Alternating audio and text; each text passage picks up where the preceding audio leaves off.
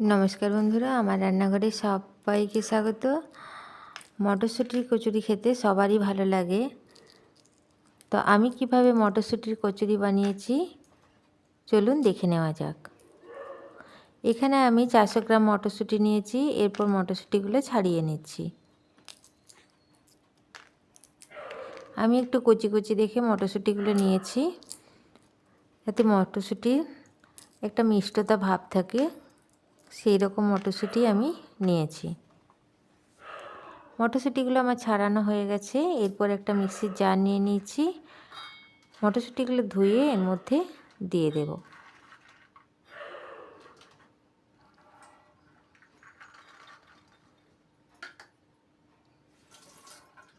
আর দিয়ে দিলাম 2 টুকরো আদা,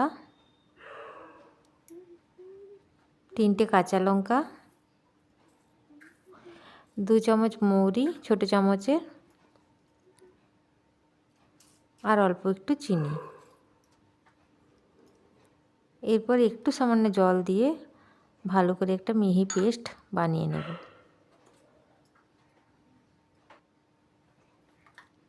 পেস্টটা আমার বানানো হয়ে গেছে। খুব সুন্দর মিহি পেস্ট আমি বানিয়ে নিয়েছি। এরপর একটা ফ্রাইং প্যান বসিয়ে এর মধ্যে দিয়ে দিলাম 3 চামচ সাদা তেল। দিয়ে দিলাম অল্প একটু গোটা জিরে। তেলটা খুব ভালোভাবে গরম হয়ে যাওয়ার পর একটু হলুদ দিয়ে দিলাম, যাতে মটরশুঁটির পেস্টটা দেবার সময় না ছিটে আসে। এরপর মটরশুঁটির পেস্টটা এর মধ্যে দিয়ে দেব।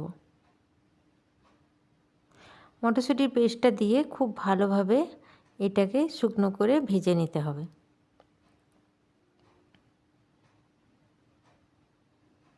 আর এর মধ্যে দিয়ে দেব পরিমাণ মতো নুন আর অল্প একটু গরম মশলার গুঁড়ো।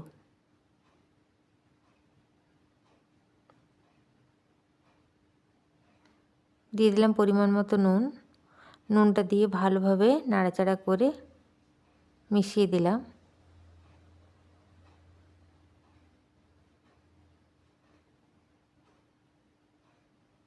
এটা অনবরত নাড়তে হবে, নাহলে মটরশুঁটি নিচে লেগে যায়।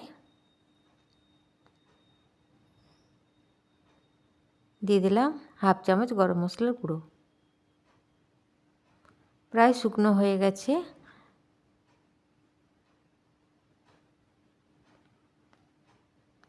এরপর গ্যাসের আঁচটা বন্ধ করে ঠান্ডা করতে দেব। এবার আমি একটা গামলা নিয়েছি, নিয়ে নিলাম 1 বাটি আটা। আমি এই মটরশুঁটির কচুরিটা আটা দিয়েই বানাবো। দিয়ে দিলাম পরিমাণ মতো নুন আর 3 চামচ সাদা তেল।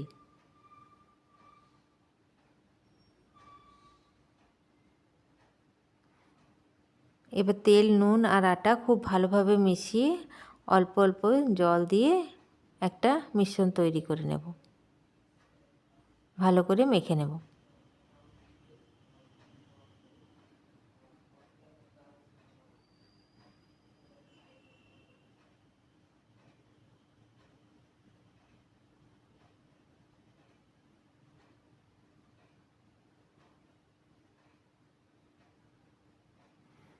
খুব ভালোভাবে আটাটা মাখা হয়ে গেছে।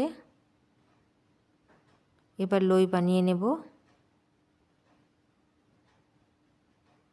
আপনারা যেরকম কচুরি বানাবেন সেই রকম সাইজের লই বানাবেন। আমি একটু মিডিয়াম সাইজের বানিয়ে নিচ্ছি। এরপর গোল গোল করে নিচ্ছি। ওইদিকে মটরশুঁটির পুরটা ঠান্ডা হয়ে গেছে, আমি গোল গোল করে পাকিয়ে নিয়েছি। এরপর পুরটা দিয়ে ভরে নিলাম। হাতে করে একটু চেপটে চেপটে দিলাম। এরপর এইগুলো বেলে নেব।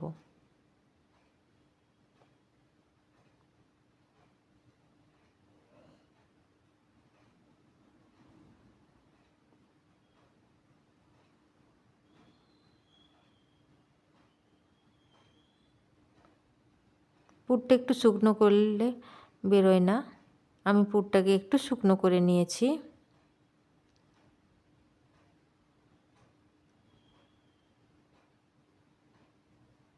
এদিকে কড়াই চাপিয়ে দিয়ে দিলাম সাদা তেল। তেলটা খুব ভালোভাবে গরম হয়ে যাওয়ার পর কচুরিগুলো এর মধ্যে দিয়ে দিলাম। খুব ভালোভাবে এপিট ওপিট ভেজে নেব।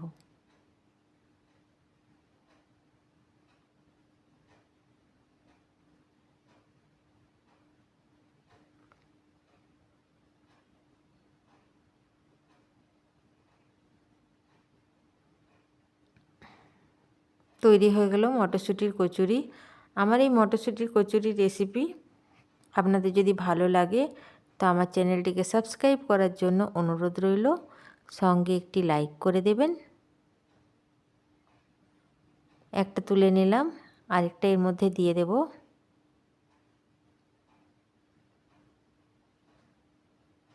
এইভাবে একবার আটা দিয়ে বানিয়ে দেখবেন, খেতে দুর্দান্ত লাগে। ভিডিওটি দেখার জন্য সবাইকে অসংখ্য ধন্যবাদ। এরপর গরম গরম আলুর দমের সাথে এটা পরিবেশন করুন।